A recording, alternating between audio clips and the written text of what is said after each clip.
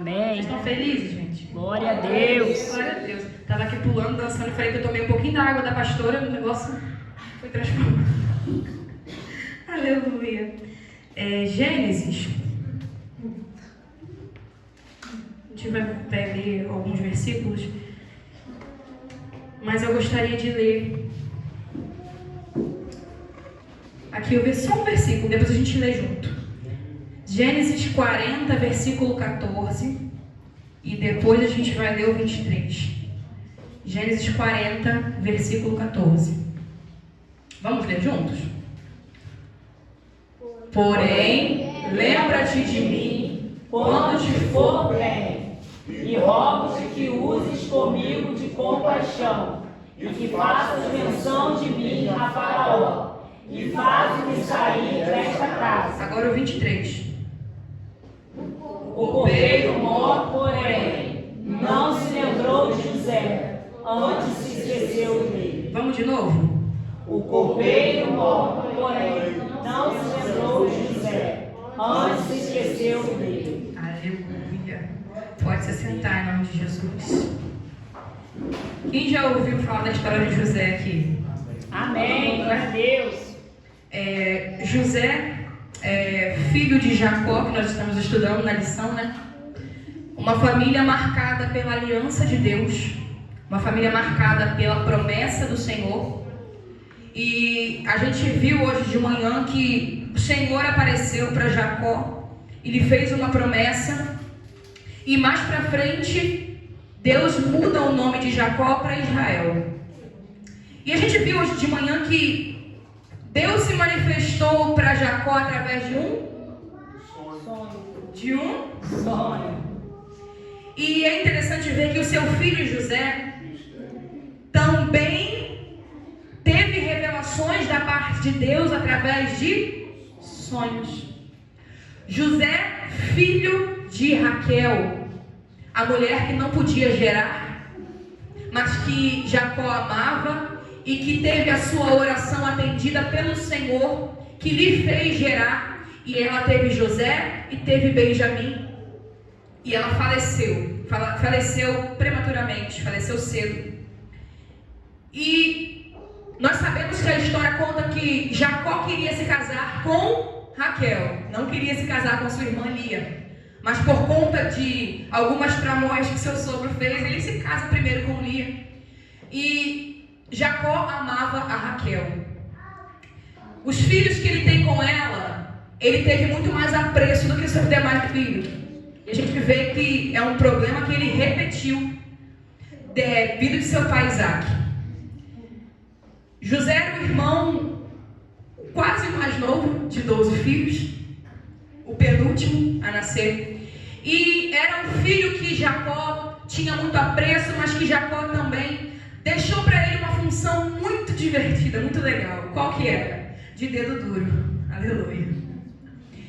Jacó falava assim: você vai para o campo, vê o que os seus irmãos estão fazendo e depois volta aqui e me conta. E ele já era o queridinho do papai. Quanto mais agora, sendo dedo duro também. Os seus irmãos, eles tinham raiva de José. Eles tinham ciúmes de José. E em certo ponto, seu pai faz para ele uma túnica de várias cores. E eu estou introduzindo assim para você entender que José era um filho muito amado, mas talvez amado demais por Jacó. E que toda essa narrativa foi construída dentro de uma casa de crente. Uma casa que não deveria haver divisão, separação, diferença, mas havia. E que por conta disso começou a desenrolar-se uma história que depois lá na frente a gente vai ver que mesmo que a história começou de uma forma errada, o Senhor tinha um plano na vida de José. O Senhor tinha um plano através da vida de José. José então é levado, ele sonha primeiro, né? E começa a sonhar seus sonhos e contar para os seus irmãos. Vocês já ouviram essa parte da mensagem?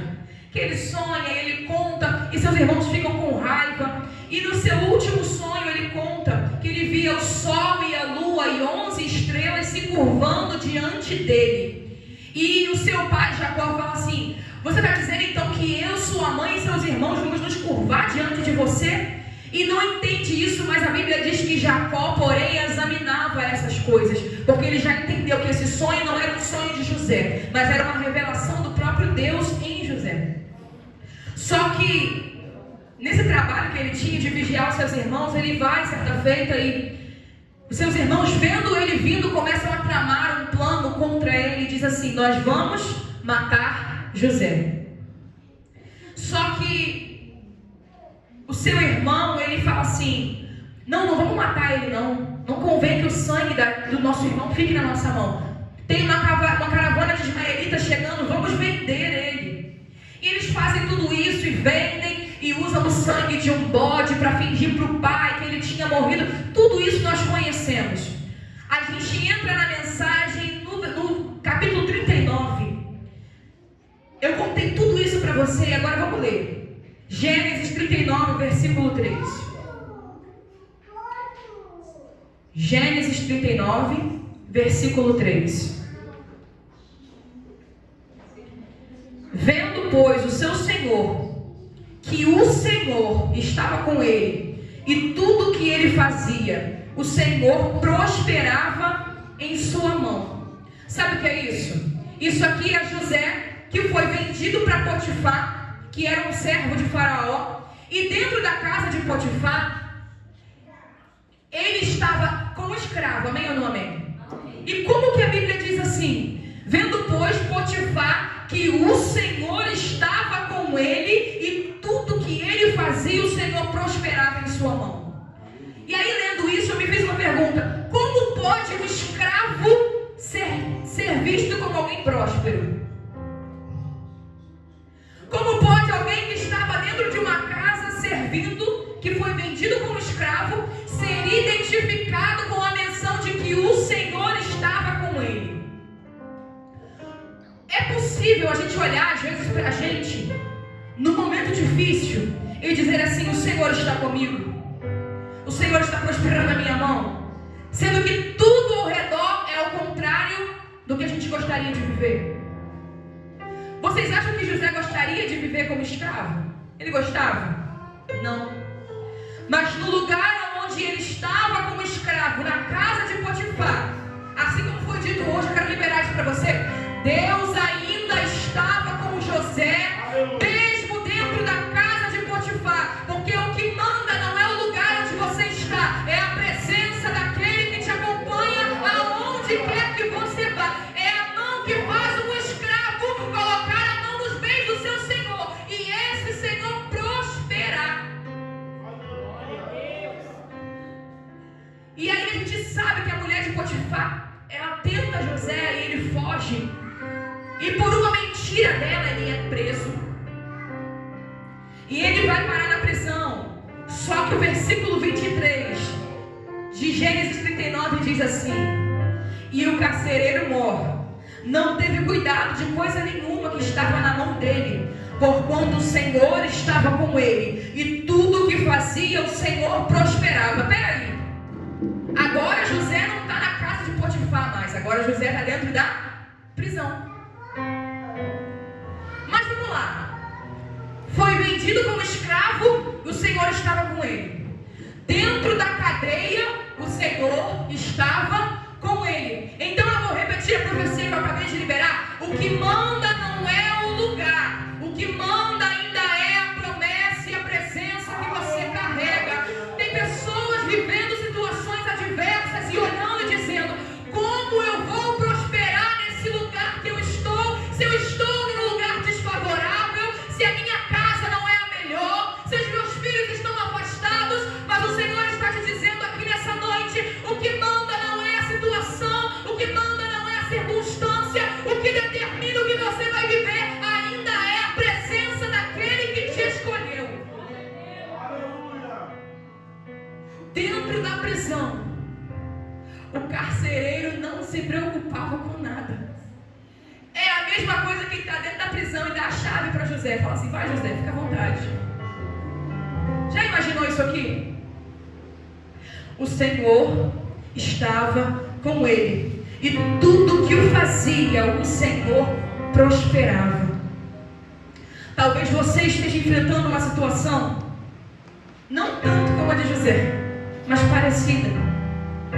Talvez você se sinta aprisionado, talvez se sinta menosprezado, talvez você se sinta diminuído, talvez você se sinta oprimido, mas o Senhor nessa noite quer te garantir uma coisa: o Deus que encontrou com Jacó deitado numa pedra e deu a ele um sonho, um Deus que fez José sonhar, está te autorizando a continuar sonhando. Porque imagina, como acreditar num sonho no chão de uma prisão? Como crer que recebeu uma promessa se você está vivendo o pior momento da sua vida? Como acreditar na profecia que a porta vai se abrir e para você a porta só vem fechada? Como crer que Deus cura se você está enfermo? Como acreditar que Deus vai restaurar a casa, o casamento e a família se você olha para a sua casa e só vê vento para lá e para cá? O Senhor está dizendo: esse vento, essa provação não pode roubar de você, José, o espírito sonhador que eu coloquei dentro de você. Aleluia. E eu sinto uma graça do Senhor aqui nessa noite para liberar isso. Você não pode deixar a situação te impedir de sonhar os sonhos que Deus preparou para você. Eu não sei o que Ele te prometeu, querido, mas eu posso te garantir uma coisa: se Ele falou que iria acontecer, vai acontecer. Vai acontecer, a porta fechada vai se abrir, aquele que está doente vai sair curado, aquele que está amarrado vai sair livre, porque Deus não é homem para que minta, nem filho do homem para que se arrependa. Vai acontecer. Você pode olhar para quem está do seu lado e falar isso? Vai acontecer. Vai acontecer, Júlio. Vai acontecer, irmã Dayana. Vai acontecer, Dayana 2. Vai acontecer, Alex. Vai acontecer, Cristiano. Vai acontecer, Marcão. Vai acontecer, Marilene. Vai acontecer. Porque quem falou que iria acontecer não mente, não volta atrás, não se arrepende, não é ditado pelo governo, ele não se altera com crise. Deus vai fazer acontecer. O chão dessa cadeia está tentando fazer você parar de sonhar. Como que dorme? Mas nós aprendemos hoje de manhã que até no deserto, fugindo, quando tem a presença, a gente é capaz de deitar, ainda que seja em cima de uma pedra, e sonhar e ver a revelação dos céus abertos e a presença do Senhor, garantindo que os anjos do Senhor acampam em nosso redor para nos guardarem. Talvez Satanás está batendo no peito dizendo assim: eu vou tomar a tua casa, eu vou tomar a tua família, eu vou fechar essa porta. Mas Deus está dizendo: não vai não, porque o Senhor já deu ordem para os anjos ministradores dele descerem aqui nessa noite e se encorajar a continuar sonhando. É muito perigoso parar de sonhar. É perigoso parar de ter expectativa. Quando a gente aceita a situação, a gente senta e se laburia. O inimigo vence. Porque eu nunca vi Satanás paralisar alguém que mantém a sua fé estabelecida em Deus. A palavra diz que aquele que tem as palavras do Senhor e pratica, o vento bate, bate a casa de um lado para o outro, o mar se enfurece, mas a casa não cai. Porque o fundamento dela ainda é Jesus. Você pode declarar isso para o céu ouvir, para o inimigo da tua alma ouvir. Fala bem forte, fala: o fundamento da minha casa é Jesus. Fala como quem acredita: o fundamento da minha casa é Jesus. Aleluia. E Ele guarda a tua vida, Ele guarda a tua casa, guarda a tua família. Você precisa continuar crendo nisso. Porque a Bíblia diz que José até foi para a prisão, mas lá dentro o Senhor prosperava as mãos dele. Aleluia. A gente vai ver agora no capítulo 40 que os servos de Faraó, eles vão ter sonhos, o copeiro e o padeiro. Eles têm sonhos, eles cometem crimes, vão presos, e dentro da cadeia tem sonhos. E o Senhor parece que usa isso, Júlio, para dizer assim: tem gente sonhando do teu lado, dentro da cadeia, e você ainda precisa ser lembrado que é possível continuar sonhando aqui dentro. Essa situação não vai te impedir de sonhar. Só que um tem um sonho bom e o outro tem um sonho ruim. Ele interpreta os sonhos e ele fala assim pro copeiro: o faraó vai te perdoar, vai te colocar de volta. Versículo 14 foi o que a gente leu. Porém, lembra-te de mim quando te for bem. Rogo-te que uses comigo de compaixão e que faça menção de mim a Faraó, a fazer-me sair desta casa. E aí ele conta a sua história, diz que ele foi preso injustamente. E acontece conforme José fala. O padeiro é morto, o copeiro é solto. E versículo 23 diz o quê? O copeiro morre, porém, não se lembrou de José. Antes se esqueceu dele. Eu fiquei pensando, por que faz questão de dizer que não se lembrou e que ainda esqueceu? Não era só ter escrito que esqueceu? Ou que não se lembrou? Aí o Senhor me disse assim: Raiane, muitas vezes, quando nós depositamos em pessoas a expectativa e a esperança que deveriam estar em Deus, Ele permite pessoas não fazerem o que prometeram e ainda fazer o contrário daquilo que prometeu. E talvez você não esteja entendendo o que está acontecendo ao seu redor. Porque além de não fazer o que prometeu, faz o contrário daquilo que tinha dito que faria. Quando você chegar lá, lembra de mim. Além de não lembrar, ainda tem atitude contrária, esquece.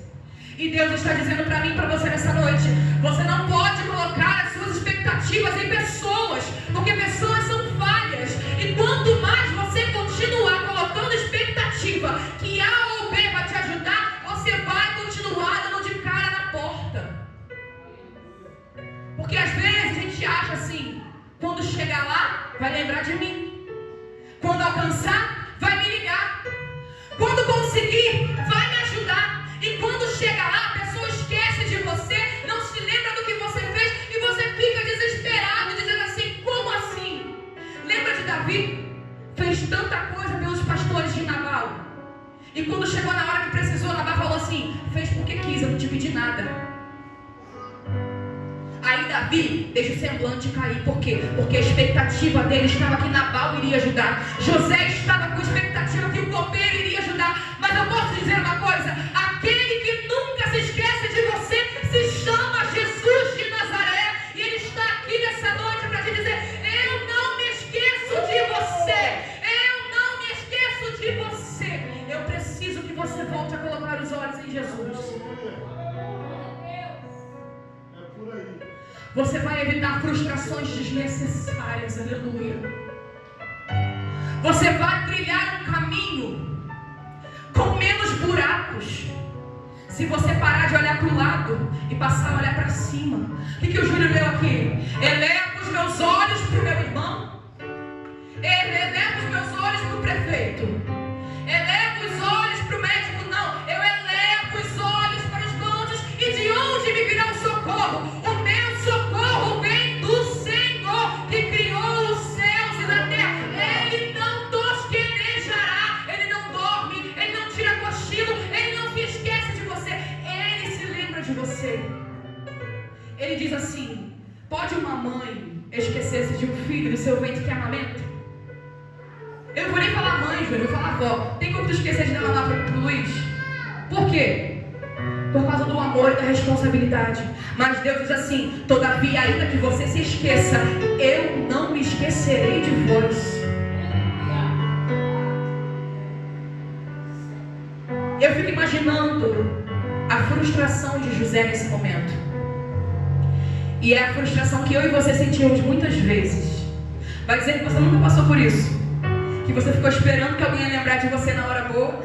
A gente até fala assim, né? Na hora difícil eu estava lá para ajudar. Quando melhorou a situação, virou as costas, foi embora, não ajudou. Não é assim que a gente faz. Só que o Senhor está dizendo: está se frustrando porque quer, porque a sua esperança está no homem. A Bíblia diz em Colossenses 3 assim: faça tudo como que frustração é normal. Mas quando você coloca mais esperança em alguém do que em Jesus, é certo que a frustração vem. Então, em nome de Jesus, para de colocar a expectativa no homem, querido. A Rayane e eu aqui, eu posso cantar, eu posso dançar, eu posso pregar, mas eu falho. Eu como arroz e feijão igual você. Você sabia disso? Que eu não sou super crente? Júnior, presbítero Alex, líder dessa casa, dirigente, filho de pastor, 40 anos na igreja, mas ele falha. Sabe qual é a diferença? Que a gente se apega com Jesus e a gente tenta melhorar. Eu te convido a fazer a mesma coisa hoje. Você não está mais distante de Jesus do que eu, não. Se você quiser, Ele está aqui nessa noite para estreitar esse relacionamento seu com Ele aí. Ao ponto de você colocar sua expectativa tanto nele, que quando alguém tentar te desanimar, você vai falar assim: pode tentar, pode esquecer, pode não lembrar, porque eu confio no meu Redentor, e o meu Redentor está vivo, e ao seu tempo vai dar a ordem ao meu respeito. E eu fico feliz, porque no capítulo 41, é Faraó que tem um sonho. Sonha com vaca pra lá, com vaca pra cá, espiga de milho pra lá, espiga de milho pra cá. E nesse momento, que ele tem um sonho, capítulo 41, versículo 9. 41:9 diz assim: então falou o copeiro mor. Morreu. A Faraó dizendo: das minhas ofensas me lembro hoje. Das minhas ofensas me lembro hoje. Pode botar o 10, por favor. Estando o Faraó muito indignado contra os seus servos e pondo-lhes sob prisão na casa do capitão da guarda, a mim e ao padeiro mor. Pode continuar. Então sonhamos um sonho na mesma noite, eu e ele. Sonhamos cada um conforme a interpretação do seu sonho. Vamos ler o 14. Então mandou o Faraó chamar a José e o fizeram sair logo do cárcere. Ele barbeou-se, mudou as vestes e apresentou-se a Faraó. A gente vai ver isso aqui se discorrendo, e eu quero te fazer uma pergunta. Se o copeiro lembra de José assim que ele saiu da prisão, e o Faraó resolve tirar ele da prisão, ele seria o que, Júnior? Ele seria mais um ex-presidiário solto. Porque a Bíblia diz que há um tempo determinado para todas as coisas. Se ele sai antes do tempo, ele seria mais um. Mas quando ele sai, olha só, o versículo 34: faça isso, Faraó, e ponha governadores sobre a terra, e tome a quinta parte da terra do Egito nos 7 anos de fartura. Aí o 38 diz assim: e disse Faraó aos seus servos: acharíamos um homem como este, em quem haja o Espírito de Deus. Quem mais eu poderia colocar como governador, senão alguém que tenha a presença do Deus Altíssimo com ele? Porque dentro da casa de Faraó tinha alguém precisando de uma solução que a terra não podia dar, mas que o céu estava pronto para liberar. Aleluia! Eu quero te dizer isso: continue carregando a presença. Foi vendido como escravo, mas tinha presença. Entrou na prisão, mas manteve a presença. Saiu da prisão porque tinha a presença de Deus. Esse é o teu diferencial nessa prova que você está passando, querido. Não é A ou B influência, não. A diferença é que você vai sair daí quando o Senhor quiser, e não vai sair como mais um ex-presidiário, não. Deus vai honrar o teu nome ao ponto de ser criado para falarem sobre você e dizer assim: era ex-presidiário, mas o Senhor colocou como governador. Não existia esse cargo no Egito.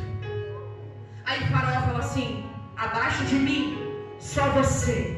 e manda no Egito inteiro e faz o que você precisar, José, porque em você tem o Espírito de Deus. Eu quero te dizer que o fato de carregar a presença de Deus fez com que ele esperasse o tempo necessário para sair daquela situação e ser lembrado pelo próprio Deus. Eu posso liberar isso para a sua vida nessa noite?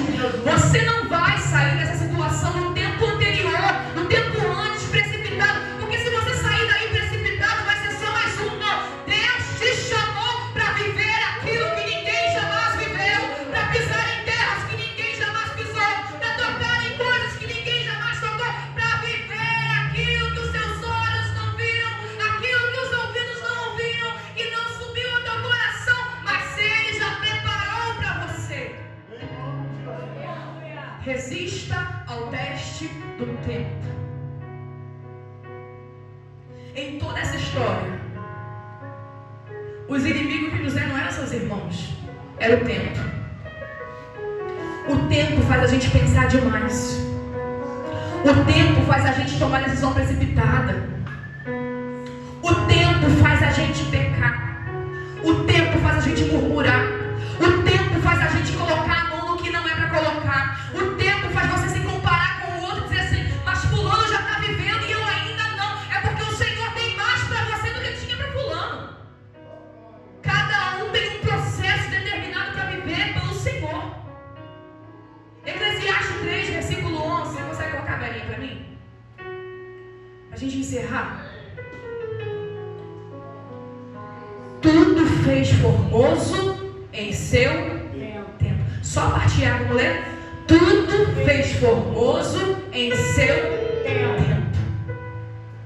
A sua casa, você olha e diz assim, está perdido. Não, é porque ainda não chegou o tempo. Mas quando chegar o tempo, a sua casa vai viver uma reviravolta tão grande, tão grande, tão grande. Eu estou profetizando para quem quer receber. A sua casa, sua família vai viver uma reviravolta tão grande que alguém vai olhar e dizer assim, mas como é que isso aí aconteceu com eles? Porque eu já tinha visto um milagrinho, mas Deus tem um milagre extraordinário preparado para a tua casa, para a tua família, para os teus negócios. Recebe aí em nome de Jesus, para a tua família, para o teu negócio, para o teu relacionamento, para a tua saúde. Deus tem coisas extraordinárias preparadas. Não permita que teu inimigo, o tempo, roube de você aquilo que Deus preparou para a sua vida e para a sua casa. Tem um louvor da harpa que diz assim, em vez de murmurares, canta um hino de louvor a Deus. Eu quero te convidar, se você está vivendo nesse tempo ainda da espera, espera. Os que esperam no Senhor renovarão as suas forças, aleluia. Recebe o renovo de Deus aí nessa noite, para suportar esse tempo mais um pouquinho. Se ainda não é a hora, tem um louvor antigo que diz assim, espera só mais um pouquinho, não é isso? Continua crendo, querido. Continua acreditando. Você ainda vai contar o seu testemunho, aleluia. A pastora liberou isso e eu quero aqui confirmar essa palavra. Eu ainda vou ser convidada para o teu culto de ação de graça. Quando você vai fazer aquele bolo gostoso com a Larissa, vai chamar a igreja e vai dizer assim, eu até vivi dentro da prisão, mas o Senhor me fez sair de lá para viver a dupla honra que Ele preparou para mim. Começa essa semana crendo que Deus não perdeu o controle sobre a sua vida, não perdeu o controle sobre a sua casa. Pessoas podem até se esquecer, mas Deus está com os olhos em você. Aleluia. Qual vai ser a sua reação diante dessa prova? Eu te convido a levantar sua mão. Só se você tiver coragem. Fala assim, eu vou continuar crendo que Deus está sob o controle de toda a minha vida. Se você crê nisso, aplauda o Senhor em nome de Jesus.